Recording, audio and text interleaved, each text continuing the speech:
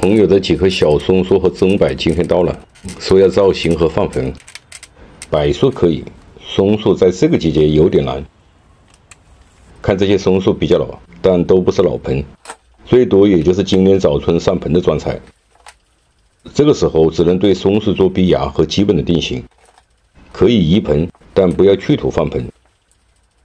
气温升高，松树进入生长旺季，一旦冻土生根，根系的吸收能力会减弱，生长平衡会被打乱，影响它的成活是肯定的。松树在定型前，先看清楚它的根的分布，以根定型是盆景造型中基本的规律。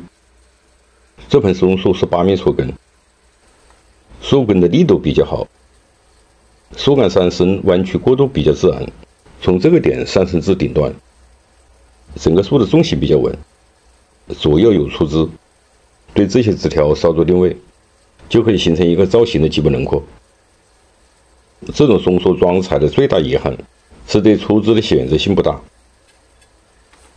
把它提出来看看，这些半生菌刚开始生长。换一个盆，调整好主干的角度，主干或粗或斜，要充分展现主干在立体空间中的变化，同时要兼顾树状在成型中的平衡。把这个枝先掉了下来，这个时候对松树枝条进行吊拉，不会像秋季或休眠期那么柔软，用力要均匀，枝条没有完全木质化，要防止节点被拉开，影响逼芽的效果。逼芽定枝的过程不要进行攀杂，定一个基本的方向，最终造一个什么样的形，以后再去操作。在吊拉这个枝的时候，还在考虑是否将这个枝再吊了下来，可以做成一个下跌枝，简化它的成型。老铁们感觉怎么样？树顶确定在这个地方，正好与主干及树根形成平衡。只要将左右枝盘培育出来，这个松树的树势就可以基本形成。